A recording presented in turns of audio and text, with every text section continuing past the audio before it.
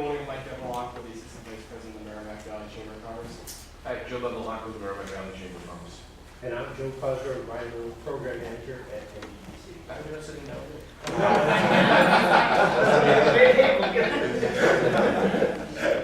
Dan Rodriguez, EPA Brownfield Program. Chris Lombard with the EPA Brownfield Program.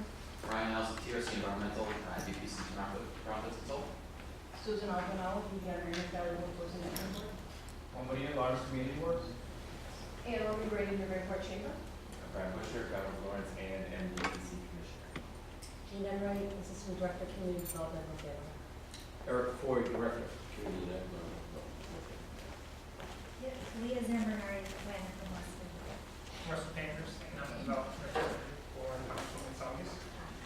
Lisa Fitzpatrick, Keeper Development, and Burgess Business Center. Good morning, I'm Bill Steelman with the Essex National Heritage Commission. And John Trump, Radiable Foundation. Great. Again, thank you very much for coming today. Again, what I wanted to try to do is really put in context what we're here to talk about today. We are an economic development district as designated by the Economic Development Administration, the only federal agency that really is responsible for economic development at the federal level. And so as that designation, we do get some funding for them to try to promote economic development in the region. And they require that we develop our comprehensive economic development strategy, our Ceds document. And for our purposes, we treat it like an economic development master plan. We use it, it's not just a checklist. Yes, we are required to do it by EDA, but we try to really organize the region around economic development issues. And so we have, in the past, had a series of economic development, or Ceds reports. We do it every 5 years. The last one was done in 2013, so we have another few years to get an update. But we do try to get together with the group that helped us form that document. And that's the process we use. We have a Ceds committee. We had about 30 people involved the last development of the Ceds.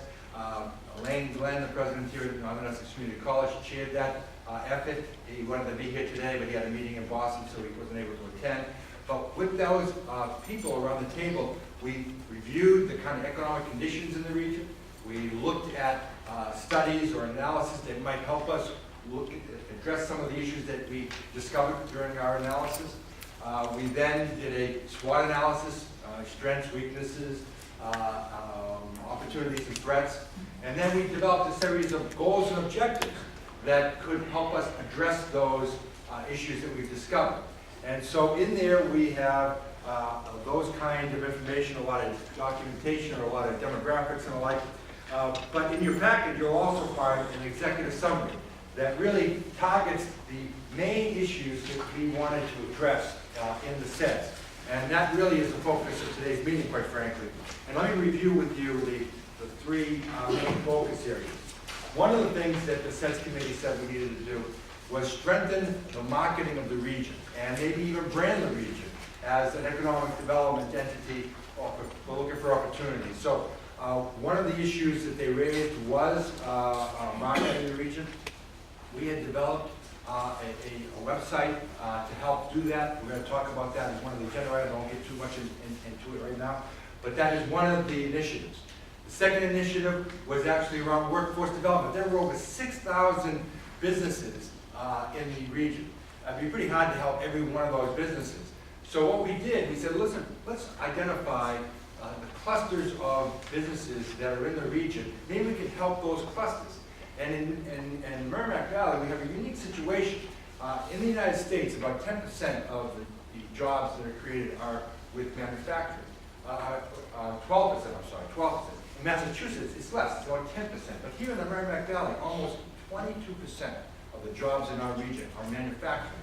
So what are the companies that make up that? What are the target companies? And so we identified 4 clusters. We identified the food manufacturing cluster. We identified electronics, life sciences, and metal fabrication. And so we identified those as part of the process. And then we said, let's see if we can identify ways that we can help them, particularly around the area of workforce development. So we started interviewing them. We're going to hear from somebody who's going to try to take that to the next level. Hopefully they get you. I don't see them get yet. But that's a second item that we're going to talk about. And the third item is we also heard that this was around, remember this was 2012, 2013, and the economy had a downturn. A lot of communities were struggling to keep their staff, I mean, teachers, firefighters, and policemen were all in jeopardy. And so a lot of the communities really didn't have enough capacity to deal with any kind of development that came in the door. And so we said, well, what can we do? And I said, well, look, why can't we try to get some help for each one of the communities on an as-needed basis? And so we developed a concept called the Valley Support Team.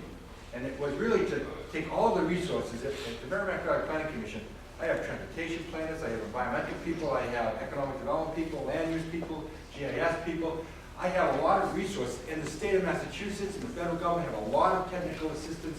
Why don't we try to identify the needs of the municipalities and then bring those resources? And so we developed the Valley Support Team. It was really based a little on a concept that the state uses. They call it a brownfield support team, where all the state and federal agencies get together on a particular project that they need some help on and bring all the resources behind it. So we're going to hear a little bit about that effort.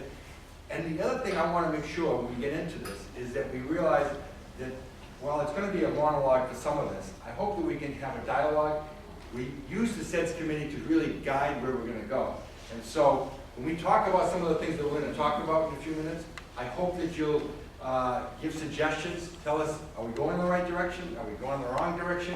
Is there something else we can do? That feedback from you would be very, very helpful. So hopefully you will be able to give us that as we go forward into it. So with that as the intro, I don't know if anybody has any questions. Okay, with that as the intro. If you look at your agenda, we've got those three items that we're going to deal with. So we're going to deal with the marketing, we're going to deal with the job force and workforce, and we're going to deal with Valley Support Team and brownfields and the like. So let's start with the marketing. One of the things that we identified in the last document, in the Ceds document, was what would be an approach to try to market the region. And so we had some great success with a Merrimack Valley means business, or actually it was an iteration. First we did the Haverhill means business. We did it with the Greater Haverhill Chamber of Commerce. Then we did it with the Merrimack Valley Chamber of Commerce. We did Merrimack Valley means business, and we expanded it from Haverhill to do Lawrence, Methuen, North Andover, and they're both here today. And then we got a third grant from EDA that said, well, if you had some success doing it with those 5 communities, let's do the entire region. So we did the entire region. So we had a website that was able to help communities, businesses, find opportunities here. They could look to see if there was spaces for lease, for sale. They could look at the demographics. They could look into statistics on median income and all kinds of issues that a business might be interested in, and find opportunities here in the region. Now, when we put that website together, the problem was that it was very labor intensive, as you can imagine. We had student interns we brought. They went up and down streets looking for listings and generating all the information, and we had it. But as soon as we were done with it, it was outdated. And so it was a limit to it. So we recognized that in the Ceds document, and we said, how can we take this tool that we've developed and really maximize it? It wasn't until actually 2014 when we had formed earlier the Merrimack Valley Mayors and Managers Coalition, and Mayor Rivera from Lawrence came on board, and in January of 14, right? And first thing he said is that I think we should focus on economic development. And so as part of that, the group said, why don't we try to take the Merrimack Valley Means Business website and really put some life into it, at least make it something special. And so we agreed, and so we made some changes. We're going to talk about how he's going to walk you through some of these changes that they did, and hopefully we can have some discussion about how we can even improve it more. But the major changes we did is, first of all, that idea of the listings being stale right away. There was some comments, isn't there agencies or entities that do real estate brokering that we could maybe tap into? So we did find one. We found LoopNet, but there was some limitations with LoopNet, in that you have to subscribe. So a real estate person subscribes, we would be able to get their listings.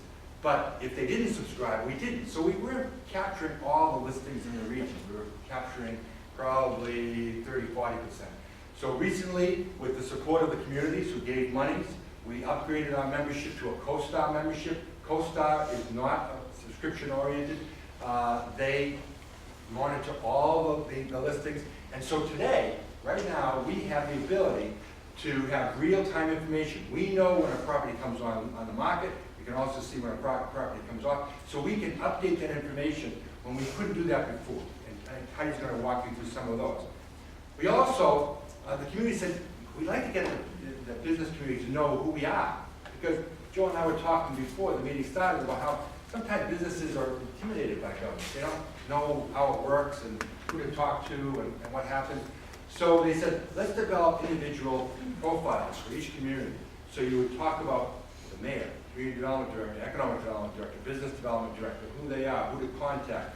Talk about incentives the communities may offer. Talk about a featured property or some kind of project they're working on, and highlight that and draw attention to that. And the last thing that we wanted to try to do is that, what if you build it and no one would come? And so how do you get people to visit that website? That's where we're having the most difficulty. But recently, and some of you might follow this, the Commonwealth, through the Baker administration, Baker and Pluto administration, has started a new initiative called Community Compacts, where they're asking each individual community to identify 3 best practices that they'd like to introduce into their community, with the idea that the state could come in and bring some resources to help them advance that. And part of this coalition, this Community Managers Coalition, we were able to get the majority of the communities to have one of their best practices, regional economic development. And the idea of using the Merrimack Valley Means Business website as a catalyst to market the region. And so we are asking the state to bring some resources to help us. I don't know what that's going to look like today, but we're going to talk a little bit about how we're trying to better market it. Because I know when we announced this revamped website, we got a nice article in the Boston Business Journal, and we obviously monitor our hits on Google. And so we were like this before, and when we had the Boston Business Journal article, they went like this. But then over time, if I'm going back, I'm like this. How do we maintain that kind of activity? And that's what the effort is on the marketing of it. I'm going to turn over to Heidi to walk you through the specifics of those changes. I don't want to take too much of what she's going to talk about. But then hopefully we'll be doing it together, and maybe we can get into some discussion. In fact, if you have any comments or suggestions while we're going through it, raise your hand so we can have that dialogue piece that we talked about. Good morning, everybody. Hope everyone's doing well this morning. So what I'm going to do is kind of go through the slideshow here that I put together. Obviously, we're here today to review the comprehensive economic development strategy and our Merrimack Valley Means Business website. As Dennis alluded to, what we've done is we have made attempts to start increasing our website exposure. What we've done is we've worked with our website designer to identify key phrases. We'd like your feedback, see if there are any others, but what we've tapped into are all the names of the communities that are in the Merrimack Valley, industrial properties for sale, commercial properties for sale. And what's going to happen is it's going to take Google about 3 weeks to re-index it to make the site more visible. What CoStar does, so what, I can just add that. So what we're hoping for is that someone types in commercial properties in Merrimack Valley. We want it to hit our site. If it says commercial properties in Lawrence, we want it to hit this site. If it says Lawrence real estate, we want it to hit it. So we're trying to find those tag words. That's why, if you have any suggestions, it would be helpful. I have one comment. One of the things that happens sometimes is that people are looking for a site in a particular community, but for some reason the site of the building doesn't exist. My concern has always been that we lose them. Is there a way that if they can't find, let's say they type in Community X and they can't find that site or building in Community X, is there something that your site will allow at some point in time, either now or in the future, that jumps them to another Merrimack Valley community so they can at least stay in the valley with their search? They're all there. They can see all the listings are right there. They can target their search to be, say, just Andover, but all the listings are right there, and then they can pick and choose. So if they're looking for just a generic 20,000 square Right. feet, and they wanted to start with They'll all animals. show up. Yeah. You end up looking first and all the others will show up. Okay, so, as Dennis had mentioned before, so we were previously using LoopNet. LoopNet, we subscribed to, but what happened was we received feedback from our communities that some of the links were expiring. So Dennis astutely made the decision to switch over to CoStar. What CoStar does is it provides me with daily alerts of our listings in the region, and it allows me to generate reports of the properties for sale or for lease within the region. What this website does have is a detailed inventory of existing businesses that are for sale within the region. What else have we done? I don't mean, I'm not trying to jump in too much, but this is an important piece too. What Patty just said is that when we had that CoStar information, we found that it's a big region. We carry about 150 listings now, and we're current with those, about 150 listings. We could do hundreds more. We're trying to do the larger properties, and so we didn't want the site to be so difficult to navigate. I mean, imagine if you had 300, 400 properties to go through. So we wouldn't mind hearing from people, is that the right assumption? Should we have all the listings? Should we have maybe them above, say, 10,000 square feet? Is there a number that we should try to strive for? That kind of feedback would help us, decide whether, again, should we have hundreds and hundreds of listings, or should we just target the ones that seem to make the most sense? Yes. Well, Heidi just said that you're going after, you're incorporating CoStar's listings for sale. Are you also doing? We're also doing for release, lease? that's Yeah, correct. That's Yeah. correct. Well, if you apply a filter, somebody's looking for a particular square footage, then that's, the idea is that that should narrow down what they're looking for. But, I mean, my concern would be that if you have very small businesses or startups that are looking for space, that you're gonna exclude them out. And that's one of the concerns we have, and that's why we have on the website, we say, for more listings, contact Heidi. So, because she could get access to her meeting. Well, I can tell you with our business, I mean, we've had a flurry of activity recently, all smaller businesses, all less than, and we have our first floor space, which is, I have a 12,000 square foot living space that's coming on the market as of January. But, I mean, I've exceeded my capacity as far as the small business, small parcels, offices, it's the startups, and that's where a lot of the activity is right now, in my opinion. Is it searchable by category, industrial, office, retail, It's searchable by community, but not category? but not category. Dennis, I just have one other comment, and that is, one thing that we're seeing, and it goes to what you're saying, just to agree with small startup companies, is shared office services. Is there gonna be a point in time, maybe in the future, where someone that may have, shared office space where they provide shared secretarial and community services and so on? Is that something, we see that Yeah. starting to generate, is that something that may come in the future? I agree, and mass development, I think, is pushing that kind of an approach. Right. I don't think we've really dealt with that yet. Something on, maybe for the future. Maybe we look at. might have to identify, I don't know, I mean, there might be a lot of those kind of opportunities. I don't know if individual business owners try to create that, or whether there's some specific properties that are targeted for it, but we should really look at that. I think you're right.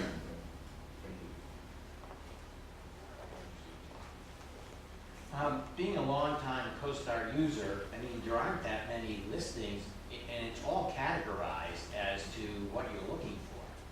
So, I mean, you can go into CoStar and pick out if you're looking for retail, industrial, R&D, office.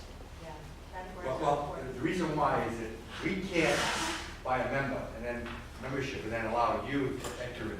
We have to manipulate the data, so it changes, I understand that. So we use it as a doorway in some respects, but we can't just let somebody then go onto CoStar's. No, I realize that, but I think you will find that there is not as many listings as you think there are within our communities covered by, We have about 150 listings today. Right. And Heidi tells me that we could do a couple hundred easy on top of that, if we wanted to. And again, we wanted to make the site more navigable, and so we've been trying to identify the best properties to put on there. Because the other thing is sometimes you really gotta verify, CoStar data isn't always, totally accurate. Because what they have in their database is basically from their research and from what brokers, will give them. But is CoStar the best there is at the moment, so to speak? Sure, it's Okay. probably the most expensive too, but it's okay. Sure. But I think as far as entering data, and I mean, I can say I'm guilty of not keeping my listings up to date. You know, I get a lot of hits from, believe it or not, Craigslist. I get more business from Craigslist than I have from LoopNet or CoStar. But CoStar does a good job, and CoStar owns LoopNet now. Right. So in order, you know, originally to be on LoopNet, you could have a free listing or a paid subscription, and you got some exposure. Once CoStar bought LoopNet, the only way you get meaningful exposure now is if you pay for a subscription. So, you know, between keeping, and again, something that needs to be a priority, you know, granted for me, I go in and I update my Craigslist listings all the time. I do LoopNet when I get to it. I do CoStar when I get to it, or I get a call from them. And that's the one thing that I think CoStar does better than LoopNet, is they do call you for updates, and they try to make it easy for you to update it. They'll say, okay, we'll email you your listing so that you can go in and update it. But still, the property owner has to do it. They have to be diligent about keeping the listing up to date. Interesting. On the other side of this, if you look at this as possibly, it's never perfect, it's a sampling at a point in time, right? Is there any facility on the other side, think about efficiency from a party looking for, I know what my needs are, I know my time frame, I know the script, I know the square footage, I know the, do I need highway visibility? Is there any way to loop it back the other way where you say, this is a portal to look at what's kind of out there, but now submit to me anonymously exactly what your needs are. That gets filtered out efficiently through this mechanism to all the participants in the valley, right? And then, again, if I'm a company, I don't want to be barraged by 100 different people. But then if we had a standardized response profile that goes back, again, anonymously to them, that party, and then they can turn around, which one looks like this is one I want to pursue? And with that, it becomes a contact. It might be an economic development director, it might be a broker, it might be a property owner. But in some cases, what we're finding is a situation where, as we work around in the behavioral scene, there may be properties in the park whereby it's a 4-acre parcel, you've got 50,000 square feet on it. Under zoning, you could add in another 130,000 square feet. There's a development opportunity where now we know the owner. If we can match up an owner with an opportunity, this isn't even listed. Right. You know what I mean? So in that case, it's an opportunity, but that property may have an outstanding profile in the highway. Highway visibility is critical to me. You know what I mean? So in that case, you create kind of an information conduit and then let competition take off. You know? I think that's a fascinating idea. So it depends on I don't know if you could create a profile, like you could go on, we have a section that says contact us. So that maybe we could have contact us, you know, set up your own profile, looking for 30,000 square feet, it's gotta have the highway access, it's gotta have rail, whatever the, you know, the demands are. You know, that profile, you know, maybe we can say we can keep it confidential. I think confidentiality, if I'm a company, I don't want to be deluged with a lot of calls, and I don't have time. But what I want to know is what's out there. And then let me make the call who I want to based upon who comes back sharpest, more efficient, most efficiently, gives me exactly what I want, and then they could sort that very quickly, and then it becomes a very cost-effective, time-effective way to try to get to, because you really need to get to the party that is in control, because they really know what's available, what can be done, and it's very difficult on any medium like Coastal, whatever it is, to ever be relevant, up-to-date, and really understand the marketplace. So. And that may get us to that smaller user too, because if the smaller user says, I want 1,000 square feet or something like that, we wouldn't bring in that listing because it's so small. You know, if we identify their needs, and maybe that's just what Joe said, I need 500 square feet, but I also like to have some shared services, you know, and then we can maybe match up people there. If the standardized inquiry and the anonymous mark, you know, party is gradated by size, and just increase so automatically, if I'm Steve DeSisto, I'm doing 50,000, 25,000, I'm not looking at 1,000 square feet, right? So, but the parties on the other side know what they have and what the fit would be, and then that goes back, and that party can go back in and get a tremendous amount of information very, very quickly and have an immediate contact. I like that idea. We'll have to see if we can do something. I think that's a good idea. It's better. I think Ron's making a very good point. I spent a couple of years as a commercial broker myself, so just from experience, if I go on the site and I'm gonna do a couple of things, I'm gonna look and see what's on there that I don't have to go searching for, and if it's not immediately available, what I'm looking for, I'm gone, I'm not coming back. But if I can put in categories and get a feel for it, then I might be willing to do that. I think the other thing is, if you're only putting a short sampling of properties, and somebody's gonna do kind of a quick analysis of, okay, of these properties, what's the average rate that I'm gonna pay, that might be skewed as well. It could end up being too high if you're only putting the best properties up there.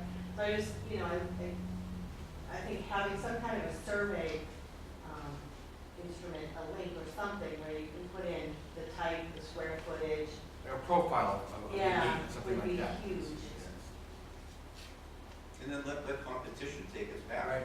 You know, whoever shop is on top of it, wants to pursue it, responds with an effective, quick response. Right. There you go. I like it. Okay. So some other changes that we made in addition to the search properties feature. What we did is we updated the link section of each community profile. We listed all the bylaws and ordinances for each community. If the community has an economic strategy such as Lawrence or Andover, that's listed on their community profile. We listed the community's marketing guides. Andover and North Andover, off the top of my head, they have one on their community profile, which is something developers would like to see. Priority development areas, because they offer incentives, economic incentives to developers. We have that listed on the search property feature, and we also have it listed on the community profile page as well. Local chambers for each community is listed on there. Videos from town meetings, websites, marketing brochures. Haverhill has a marketing brochure and a video that's placed on the Haverhill community profile as well. Urban Land Institute technical assistance reports. Those are listed for the 3 communities that have them, which are Haverhill, Methuen, and Lawrence. What we've also worked on is we've updated each community's featured development sites. This happens to be a picture of Methuen. This is their Route 110 Rotary project. Each community, what we did is we reached out to the community development directors, and if there's a certain development project that they want to see profiled, we have that listed up on the website as well. This was to make everyone in the room sort of think about their individual community that they're marketing. We want you to think, we want your feedback. How can you promote your community? For example, this happens to be a picture of the movie Joe that's coming out. It was filmed in downtown Haverhill. So what we'd like to see is how does each community work with us to make their community more marketable, to have people drawn to it. I put together a newsfeed that is listed on the homepage. The newsfeed is a resource not only for communities but also for developers. I have listed economic development grants, pretty much any type of grant that I could find. I've been listing up there, and I'll kind of get into that a little bit more in more detail. But I've also been putting news about communities and grants that they've received, so that basically everyone who reviews the website sees that communities are promoting economic development. One of the questions that we get asked a lot is relative to demographic information. I put together an information center, and it contains demographics for all the communities in the Merrimack Valley region. There's 2010 census data, American Community Survey data, etc. A lot of communities need that for writing grants as well. Long-range plans and economic development studies and reports. There's a new tab on the information center as well. Basically, it contains our community comprehensive economic development strategy, any reports that I could find from any economic development institutions. This one happens to be relative to gateway cities. There are reports on manufacturing, etc. I put together a really brief demographic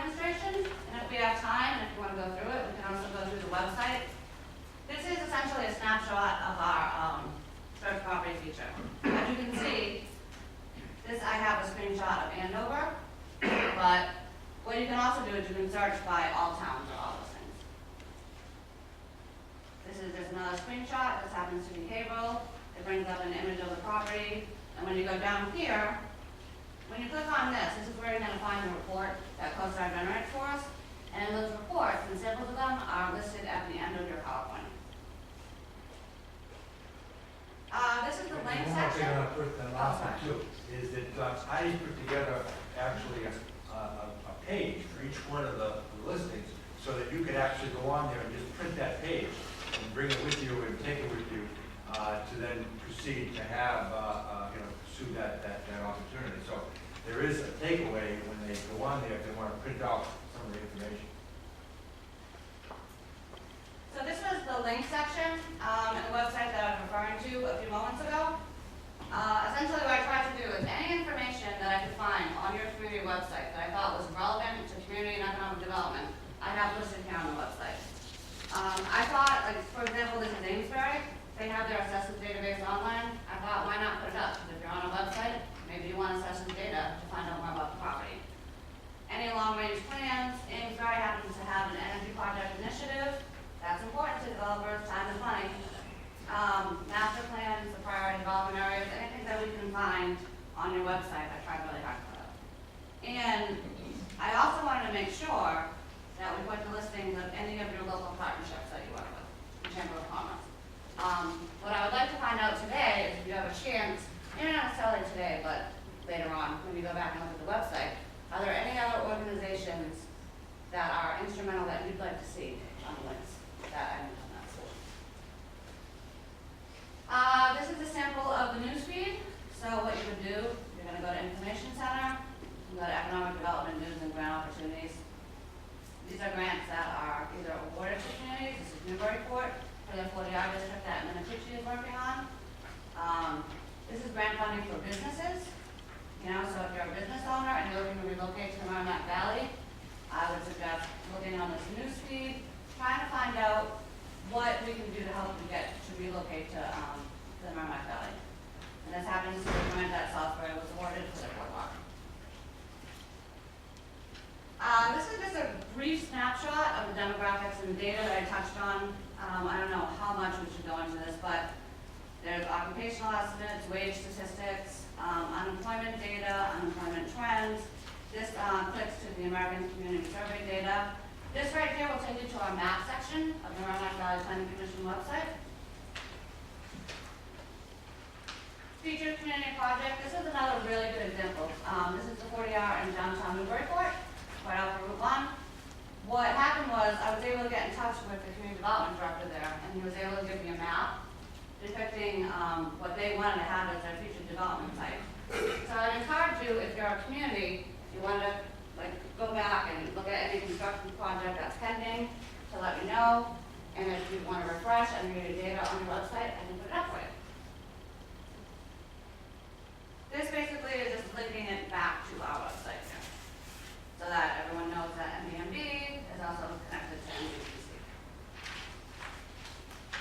And this is basically me asking for any more of your feedback. Okay, so,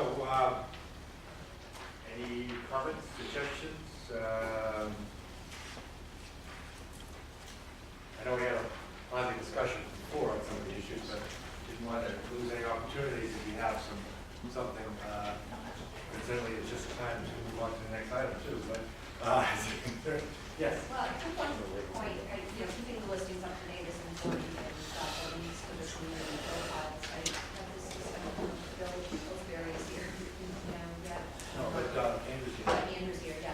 So I had looked at the Havel website too, and, the city, and they, a while, revamped it a while ago, and tried to put listings up there as well, and it's terribly outdated.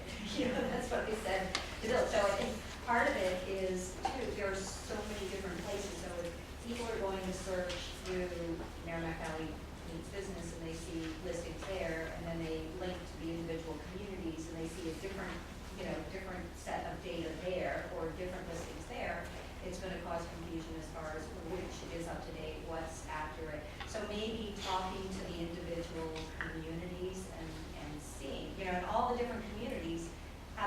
take on promoting their cities or towns. Some of them may try to put listings up like April did, others focus on other things to promote their community.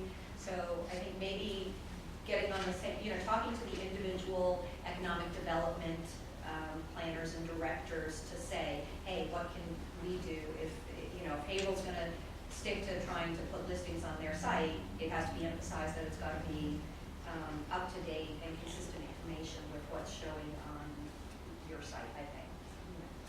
We have the luxury of having Heidi, who's going to be managing that process, and so I think our website, the intent was to try to keep it more fresh. Right. I know Havel, not to speak for Andrew, they're limited. That gets back Right, to the and that's capacity it. issue So that it's we like, talked about before. I kind of feel like bad information is worse than no information. Right. If they go to a site and they don't see what they think is a comprehensive listing, then they're more inclined to call the appropriate person within the city, the economic development planner and director, and say, hey, I'm interested in property in Haverhill, and then those people can be knowledgeable, or direct them to Merrimack Valley site if that's going to be where they can get that comprehensive and accurate listing of data. So maybe just coordinating those efforts with the individual cities and towns to make sure that the information being disseminated is consistent. Sounds good.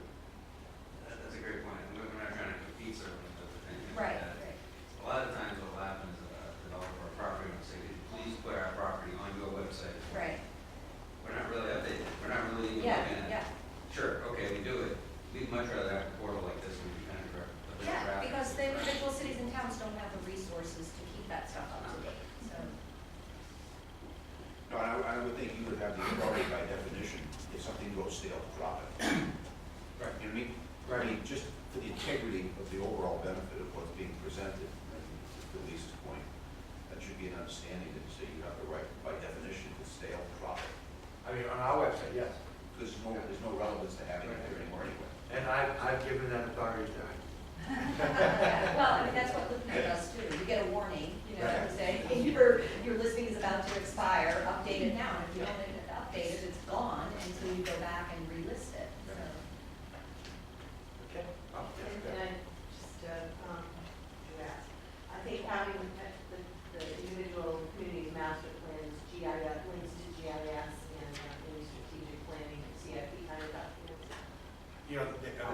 I think 14 out of the 15 communities have MyMap applications, not all of them are public, but we should make sure that our MyMap applications that are public, I think Newburyport's in public, but it gets to that point. I mean, we have the assessors records as a baseline, but then we have all the data layers the community may have, zoning, wetlands, water sewer lines, and that can be very, very valuable information for someone looking to see if a piece of property they're interested has the amenities that they need. So. Can they search by, for example, hub zone? I'm looking at companies out of the area they're looking to locate specifically in a hub zone. Can they put that in, or? Well, I think the only community that does have a hub Is zone Lawrence. is Lawrence. We're in.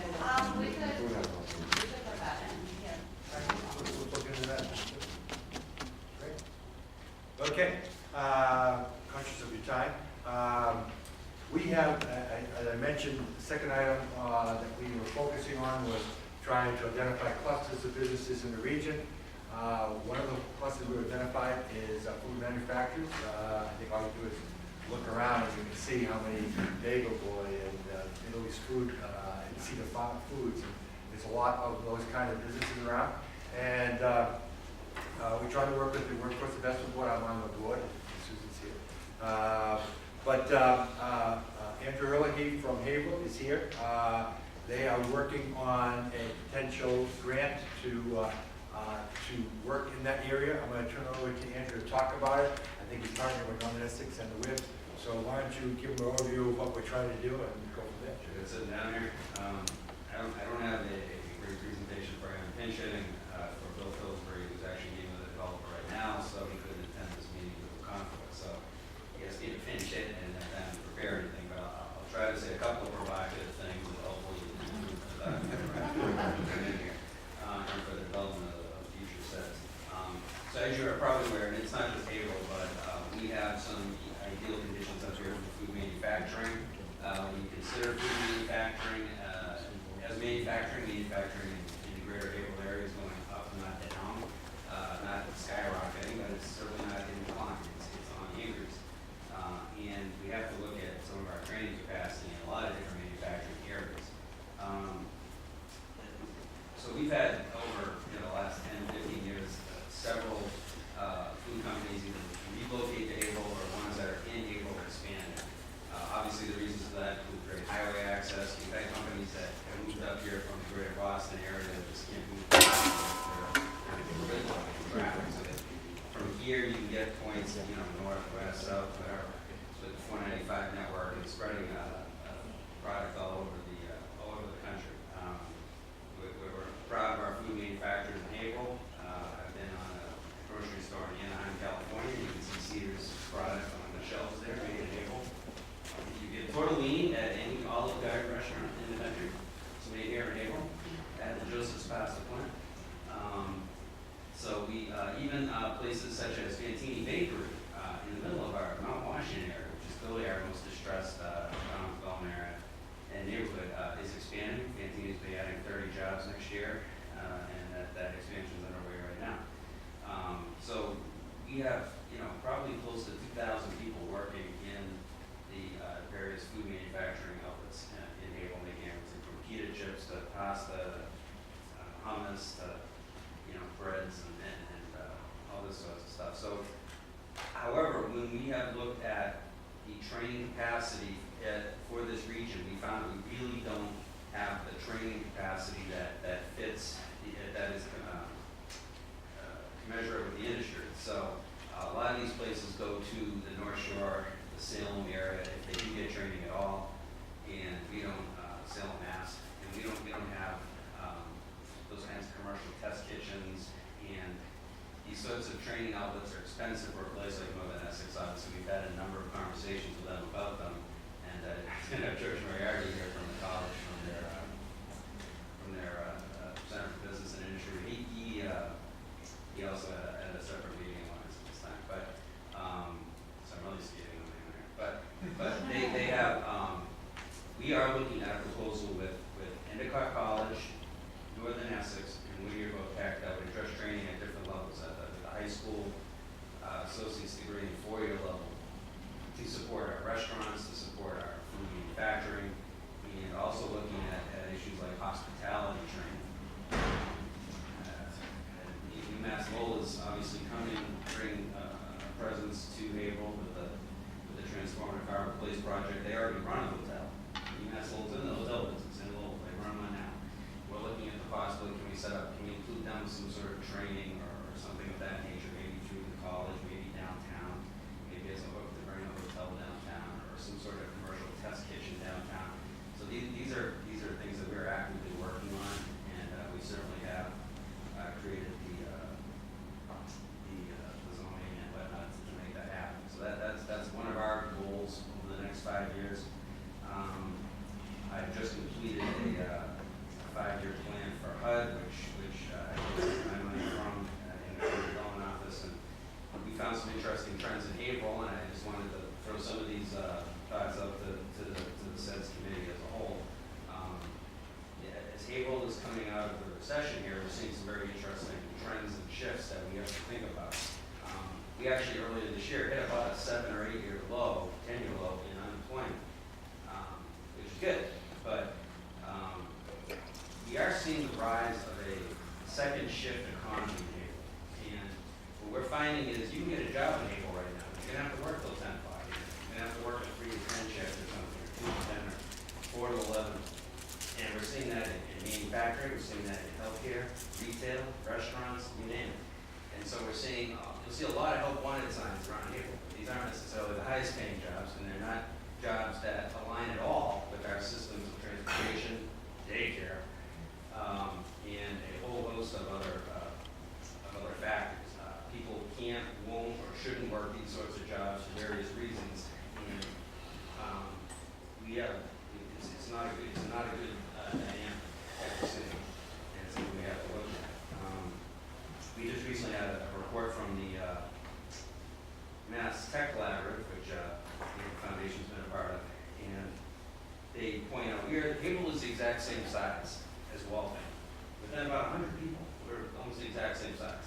It's a different community, it's in Metro West, but Waltham has 62,000 people and 60,000 jobs within its borders. Havel has 62,000 people and 22,000 jobs within its borders. That shows you the dynamic of what life is like out here in a gateway city versus in the Metro West area. One of the more disturbing statistics I saw about Havel over the last, just since 2000, in the last 13 years, we're seeing, even in our inner city area, which I focused a lot of time on, we're seeing an increase across the board in high school graduation rates. Havel's dropout prevention efforts are clearly working. Even in the poorest sections of the city, educational attainment levels going up. High school diploma attainment is going up. Post-secondary education levels, while lower than average, are going up. Over that same period of time, so education levels are going up. Over that same period of time, incomes in these neighborhoods and areas has actually stayed flat or gone down. More education is not translating into higher incomes. And that's definitely a problem we need to look at. I think that gets back into what some of our business base is and things like that. So that's definitely a disturbing factor. We have Valley Works Career Center. I represent the city on the WIB. I used to work on the WIB, and Susan's here from the WIB. What I found most shocking is I was sort of away from the system for about 8 to 10 years. 8, 10 years ago, our #1 training area of focus, we were pushing these federally funded individual training vouchers. Our #1 area of focus for that was certified nurses aid training programs. I come back on the board 8 years later. What's our #1 area of training? Certified nurses aid training programs. How is that possible? Again, it gets into this issue of we're training people for jobs that they don't stay in. We have a real disconnect also coming out of the recession with, here's my provocative statement, but it's based in fact to all the ladies out there. The recession hit men worse than women, and we do not have training in what you would consider male-centric occupations. We don't have a good training network for that. We're seeing areas like, we're just starting to address it, but areas such as machining, construction, these sorts of areas, that's not where our training focus has been. That's not where the region's training dollars traditionally have gone over the last 10 years. They're going into areas such as certified nurses aid, child care, cosmetology. This is where a lot of your training dollars are going in the region. And they're not going into some of these areas, some of the more blue-collar types of occupations. And that's something we're going to have to look at. The whole issue with our vocational school, how much they're supporting our traditional manufacturing outlets is frankly a little underwhelming. Not because Whittier Tech was a bad job, we would argue maybe they do too good a job. They're preparing us. I mean, more than half the kids are going on 4-year college. We're not seeing a lot of trainings coming out of the vocational school and going into our local manufacturing base. So there's a training disconnect there that we're going to have to address. We have the Valley Works Career Center in the next building over. It's now located here on the Northern Essex campus. We thought that would be a tremendous fit. It makes a lot of sense on paper. The early results of that, though, I think Susan agreed, it's been fairly underwhelming. The usage over there is low, surprisingly low. So again, Craigslist, a lot of employers finding jobs in other means outside the traditional workforce system. These are some of the things that the WIB has to look at. And so there's some conflicting and confusing data coming out of this, but we're definitely trying to see what we can do to benefit our food manufacturing and other types of industry clusters here in the region, so we can give them the support that they need to grow here in this area. We certainly don't want to let workforce issues be seen as a negative reason. Generally, our workforce here is seen as positive. It helps us attract employees, even from places such as New Hampshire. But we've been fairly successful, by the way, in bringing employees from New Hampshire to come across the border here to Haverhill. We just opened up a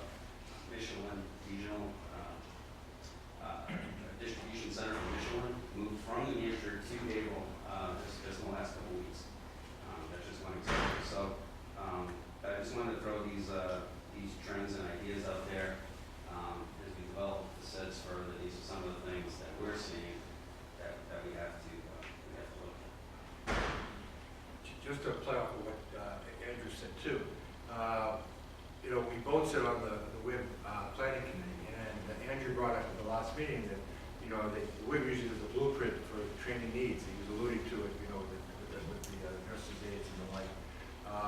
And Raphael, the executive director of the WIB, suggested maybe, you know, we could partner. You know, this Ceds committee could use its knowledge of what's going on in the region to help inform some of the blueprints. So there may be in the future, it's kind of commercial, that we might be working together to try to create a better understanding of the workforce need. I think the grant that Hagel's going to pursue, it definitely is pursuing what we identified in the previous sets as an area that we wanted to get involved with.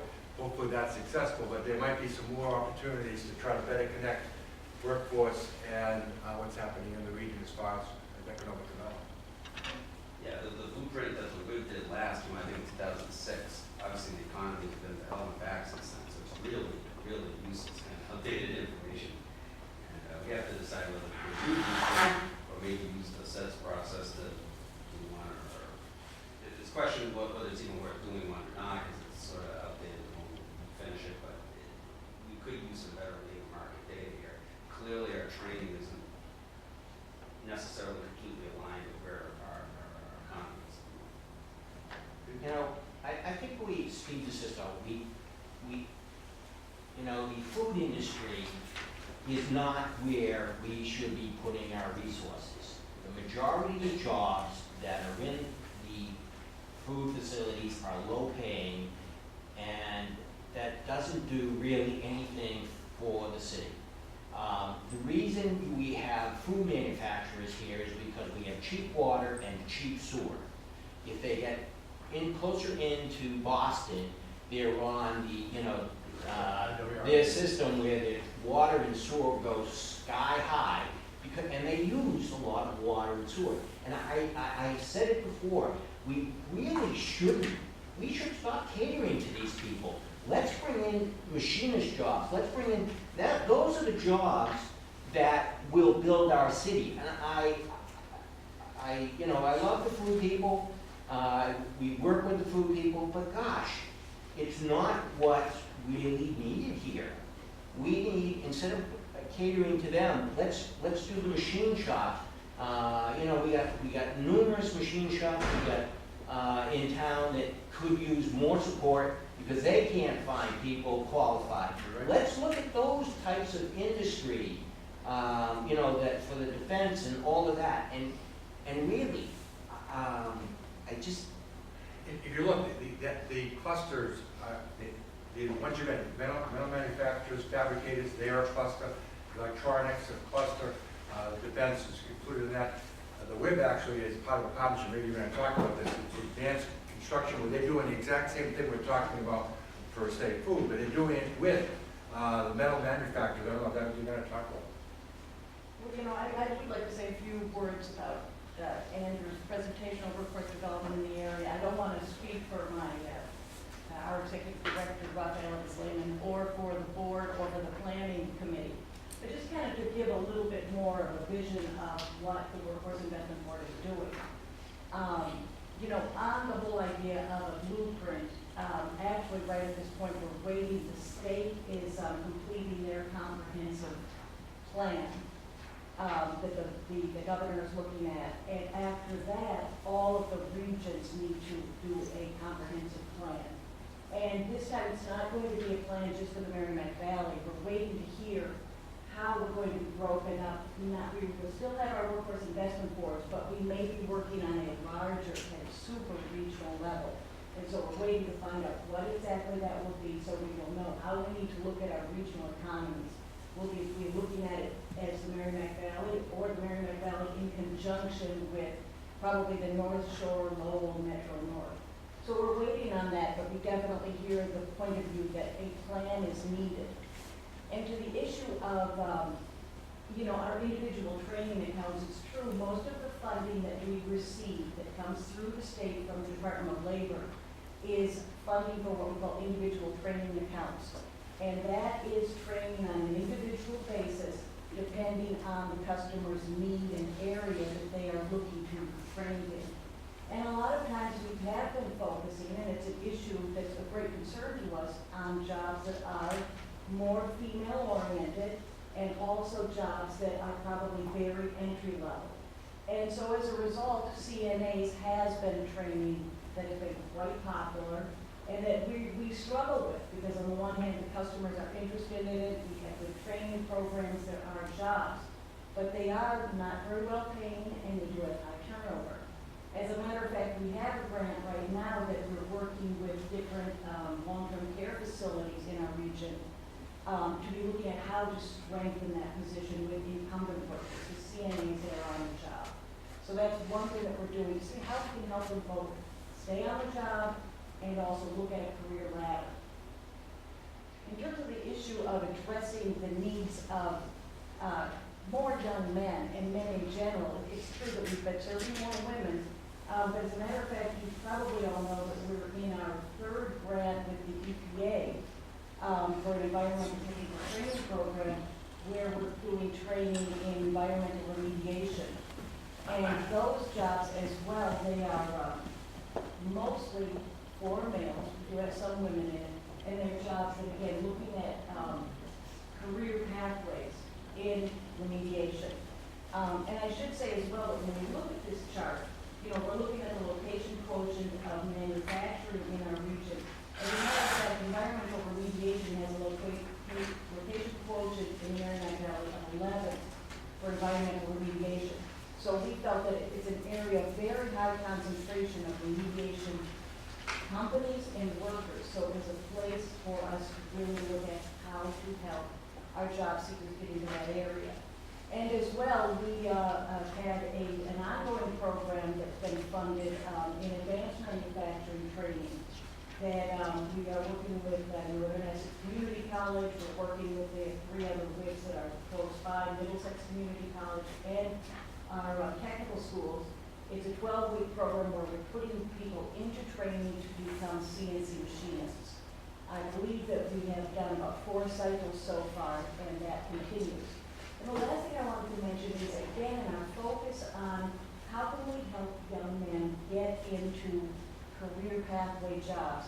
We're just working on a grant proposal right now to the Workforce Competitiveness Trust Fund, looking at how we will be training young men to get into jobs as drivers and equipment operators. And we're looking at that as kind of a next step after our environmental remediation program. That remediation is work where you are mostly indoors doing lead and asbestos, hazardous material removal, and the next step up can be getting more skills with the CDLB license, hoisting license, so that you can be working on more sites with these additional skills. So that, for example, remediation sites, you really need to know that. A hoisting license, you use a backhoe, you need to use a dump truck, those kinds of things. Heavy equipment operation on highway construction, or all kinds of different areas just in terms of waste management, for example, our different haulers. So there's all kinds of jobs that we're looking at. How can we bring people up the ladder to jobs that are better paying, more skilled, and starting with people where they are at? So it's just a number of the things that we're doing. You know, one thing that would be tremendously helpful is the involvement of the different communities in the work we're doing. For example, we've brought up and we've been working with Planning Commission on local hiring. We have a local hiring agreement with the Planning Commission, which is really kind of a small model to look at how can this work? Because you all are bringing companies in, and you are doing a lot of different public works in your communities, and we really need to do more to connect those with the Career Center and the job seekers in our region. Many of you are working with us on this particular proposal that we're putting together right now. As a matter of fact, Haverhill, Newburyport, Lawrence, and North Andover have already signed on to be a partner on this proposal, and hopefully Methuen will as well. So it's just a little bit of an overview. I'd be happy to talk more about the whole area of workforce development, but I think the key is really going to be working together. I'll just be quick. First, on the food manufacturing thing, the notion that we shouldn't cater to these folks is kind of interesting. I think like the food manufacturing is for our region, just focusing on, it's a lot like textiles were years ago. We've also been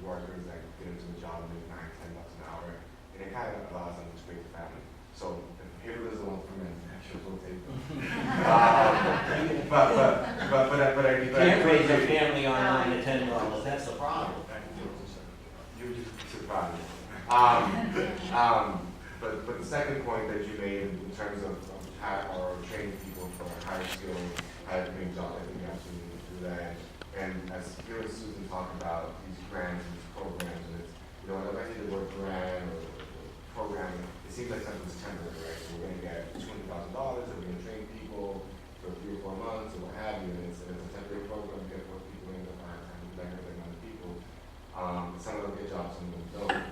And I think, to Andrew's point, how do we make those programs or have a better sense of what the demand is for those jobs and make it part of the fabric versus making it a grant we apply for? And it seems like the allied health stuff, it seems to be part of the fabric of the WIG and the career centers, kind of like, that's what they do. How do we take some of those other programs or those other professions and make it part of the fabric of the organization versus something we apply for every so often?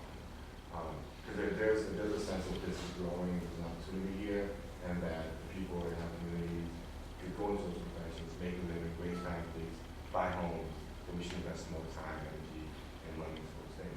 Now, the funding isn't there because there's a broader sense that the demand isn't as high as we'd like to think that they are, that we probably won't be able to support it. But if there is demand, and talking to folks like Matt Monday and some of the folks, and they say that there is demand. So, you know, I'd like to be able to make that more part of the fabric versus something that we do because we're back for things.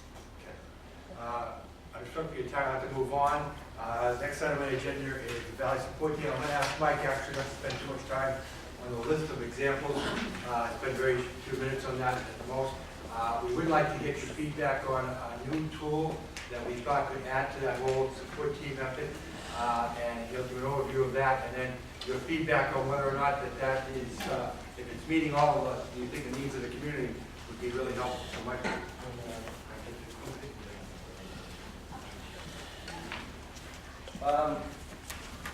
as Dennis said, back in 2012, 2013, when we were working on the most recent 5-year Ceds, we had meetings like this, and we asked what are the issues, just as we have today. One of the issues that were addressed back in 2012, 2013 was that because of the recession, we were in the heart of the recession back then, municipal budgets were poor. People who were retiring, those people weren't replaced. People were getting laid off because municipal budgets were really, really tight. And we were sitting in a meeting like this, and I think it was Bill Buckley and Kurt Bellavance who said, we need help. And the Thune was a great example. They went probably 2 years without a community development director. Because the previous community development director had left to take another job in another community, they didn't replace her. And that's a big position in any municipality. So Kurt and Bill sat there and they said, how can you help us? And so we created the Valley Support Team. And the Valley Support Team is Merrimack Valley Planning Commission with our transportation department and our environmental planners, comprehensive planner, economic development planners. We put ourselves out there to offer that kind of assistance for the different municipalities. And what we're working on right now, we're working with Methuen. They were the first out of the gate in taking advantage of the Valley Support Team. Dennis and I sit on the Downtown Steering Committee, which was formed, I think, probably about a year ago. It's somewhat culminated in June with the Urban Land Institute technical assistance report that has come out, guiding them in their redevelopment efforts. We plan to continue to assist them in their efforts to create a 40R district in their downtown. Haverhill, as some of you may know, has a 40R district in their downtown, which has been extremely successful. And one of the members of the Urban Lands Institute panel said, in order to convert old mill buildings and make them work financially, you need almost every incentive that you can possibly get your hands on to make the numbers work. 40R district is one of those tools that helps developers make the numbers work, along with a lot of other state and federal tax credit programs and things like that. So we're helping Methuen, we're also helping the town of Merrimack. We're writing a housing production plan for them. What a housing production plan does, it helps communities proactively address affordable housing issues. It helps them plan for affordable housing and the development of affordable housing. 40B is a issue which a lot of communities deal with. Housing production plan tells the developers where you as your community wants to put your affordable housing. And it helps guide that whole process. We are also helping the town of Groveland. Groveland's a small little town with not a lot of staff. People were walking into town wanting to put an addition on their home, wanting to put a deck on their home. In essence, there was no one there to walk them through the process, to help them do that. The building inspector is out inspecting buildings, and so they were going to the assessor's office, and she was the de facto person who tried to guide people through the permitting process and tell them what they needed. So they asked us to come on and put together a permitting guide which walks people through that process. If you're doing such and such, do you need to go to the planning board? Do you need to go to the conservation commission? Do you go to one before you go to the other? All that will be outlined in the permitting guide, and it's a very useful tool for small communities, especially to have. Larger communities such as a Haverhill or a Lawrence, they probably have someone, a point person, where you walk in and they can walk you step by step through the process, what you need. You need a building permit, you need to go to conservation, and such and such. We are also working with Newburyport for the past year or so has been trying to create a 40 art district. As one of the slides had showed you, Newburyport asked Tony's transportation staff to put together traffic analysis. As most of you know, anytime a development project in any community is proposed, people come out and they say this is going to create too much traffic. It's going to ruin my home values because there's going to be too much traffic on the streets and things like that. So they hired us to do traffic analysis to see what the proposed housing in the 40 art district, how much traffic that would generate, if it would be significant in any way, shape, or form. So they used us to do that. So the Valley Support Team is alive and well. Any of the municipalities in the room who would like to use that tool, feel free. We also have gotten some more district local technical assistance funds. The big push on the administration right now is to work with the Community Compact Initiative, and they want the regional planning agencies to help municipalities identify their best practices and to help with those forward. So we can help you with that also. Also, what was identified back in 2012, 2013 is the need for access to information. And this is something DHCD has been trying to do, wanting to do for at least a decade. They've been talking about it. But what Heidi has done, when we hired her back in June, for the last 6 months, she has been putting together an economic development toolkit. And maybe, yeah, I guess it's up there now.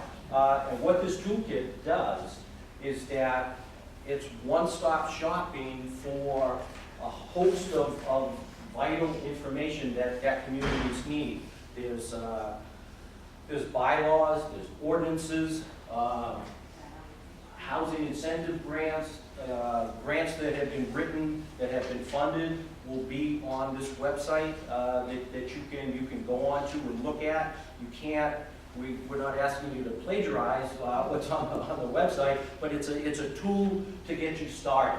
You can look at an ordinance that has been successful, it's up and running, it's good. You can look at a grant that was successfully funded by EOHED or DHCD and as a guide to use in your own grant.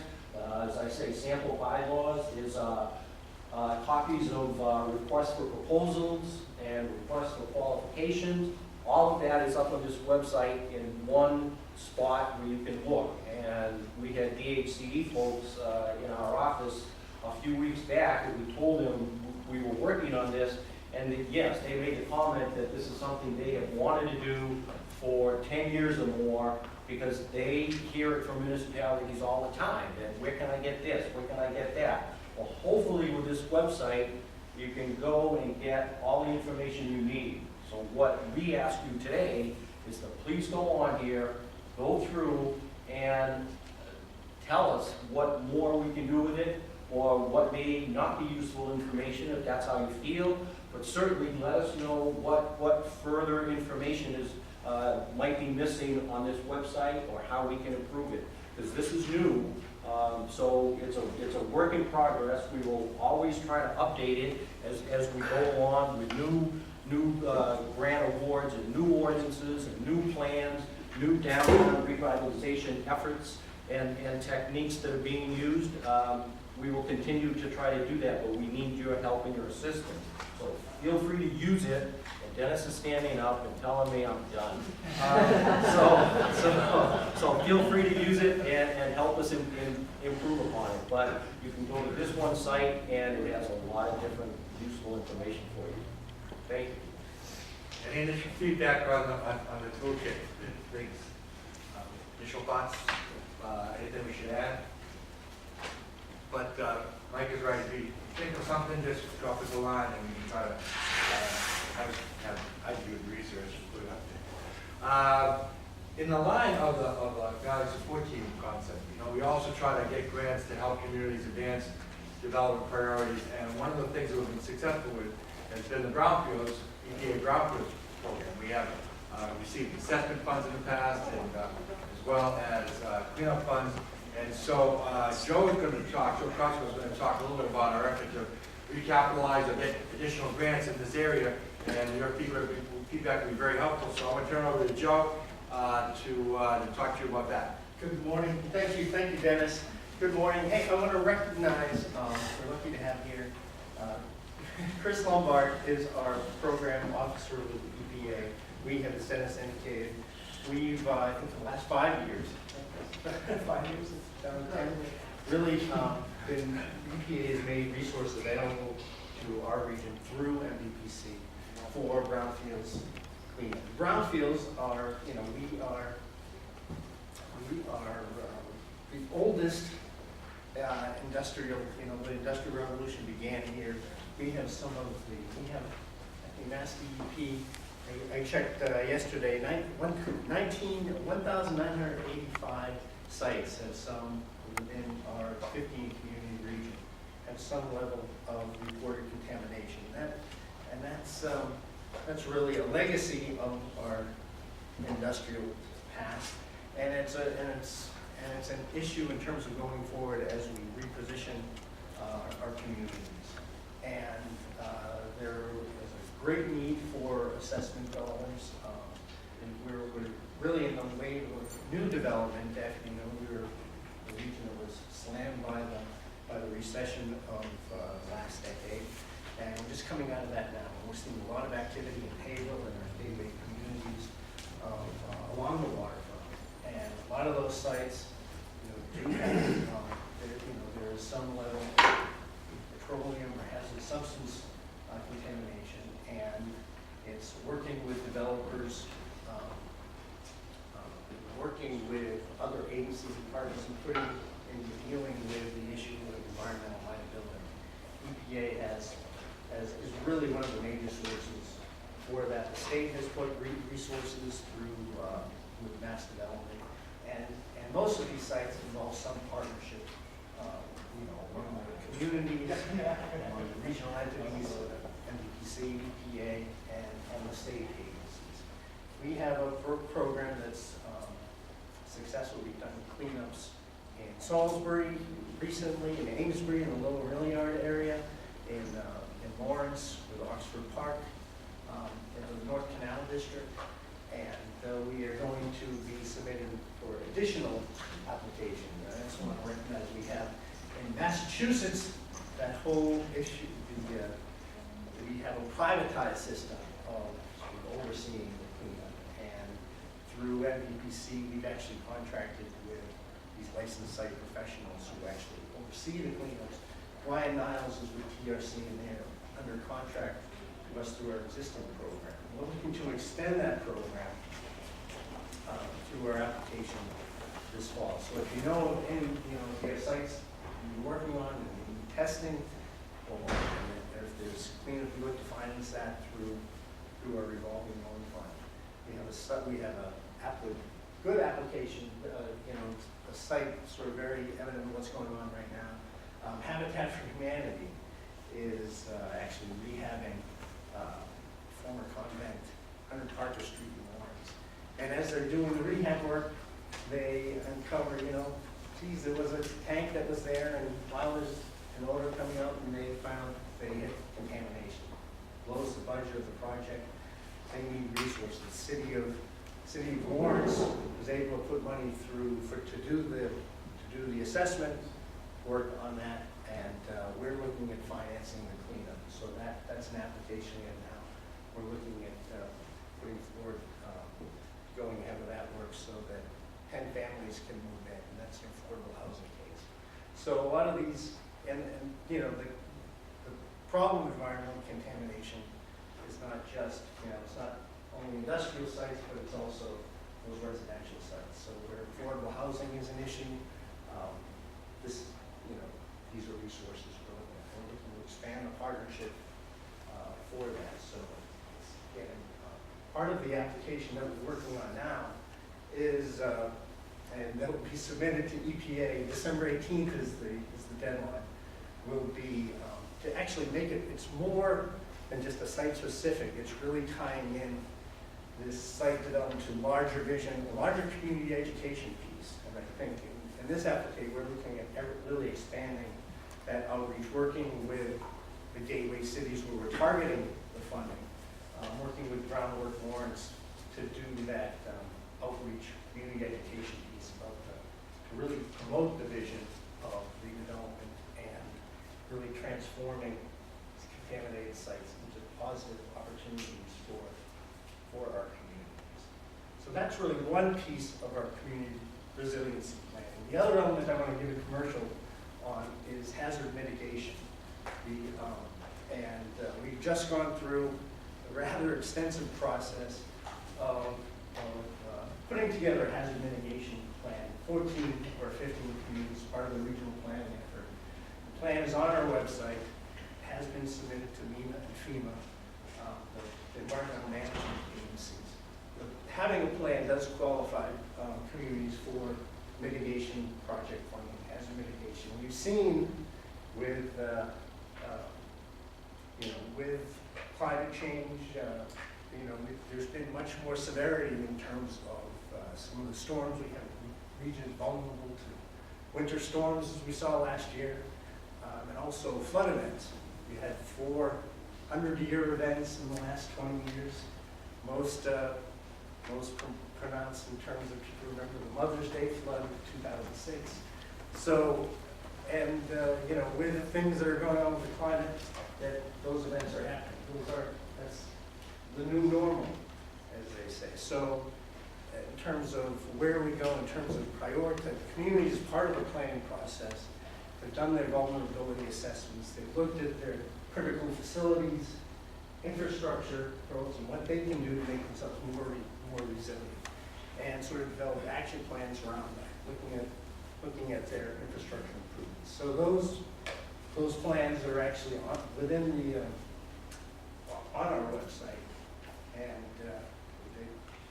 having the plan in place does make communities eligible for this federal FEMA funding and for other sources of funding. EPA has also been a big partner in funding some of those infrastructure and planning efforts.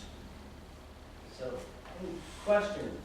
Or again, we are, as part of the Brownfields efforts, partnerships is something very much emphasized. I know many of you are supporting applications, but it's getting word out. I know the chamber is going to be putting a letter.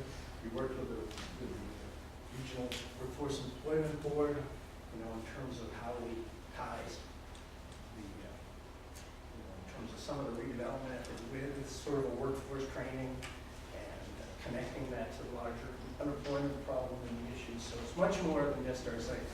Chris? I would just add that it's so competitive now that last year we had 78 assessment applications and only awarded 17 in this region. So it's that competitive that simply supporting his application might not be that great. You need to make a commitment. Write him a letter telling him that you'd love to participate, your community wants to be part of his committee. You're on the Ceds program. Like, actually commit to being a partner on this project because that really helps in the application. Support letters are great, and you know, the Congress, they write us support letters all the time. You know what we do? We rip them off of that. It doesn't matter. It's that competitive that you have to have partners. And one of the criteria, I know that's important for EPA and other funding agencies, the ability to leverage other dollars. And the more we can show that, you know, what the federal dollars to accomplish in terms of private development. Right, and if you are thinking in your head that you might have a site that needs MVPC's assistance because you want to do affordable housing, perhaps you have some CDBG funds in your community that you could commit. You could commit some of those fundings that if they look at your project and determine the level of contamination, that you commit to adding your money into this development as well. So that's really what it is. It's more of a commitment. They don't want anybody just coming out of the gate. They're looking for, our money's so little.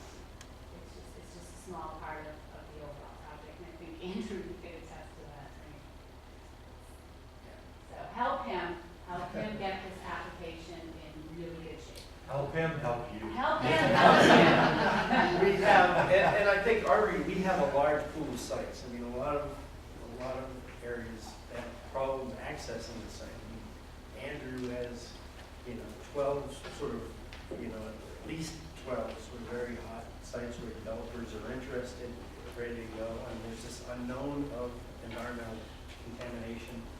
And We're definitely all in it together. We're going to go in with them and be a part of their application. And all you have to do on a site is to perceive it to be contaminated. You don't have to know. You just have to perceive it to be contaminated and it's a brownfield. And that's where you get to the 1,600 tons. excuse me. And like he said, the convent, all they had was an oil tank in their basement to heat. And it became a brownfield. So just, you don't have to think big scale sites. They're small. Okay, thank you very much. Dennis? Okay. That concludes our agenda. I don't know if anyone has any parting comments other than happy holidays. Yes, that. Happy holidays, everyone. Thank you very much for coming today. Make sure you grab something on the way home. Yes.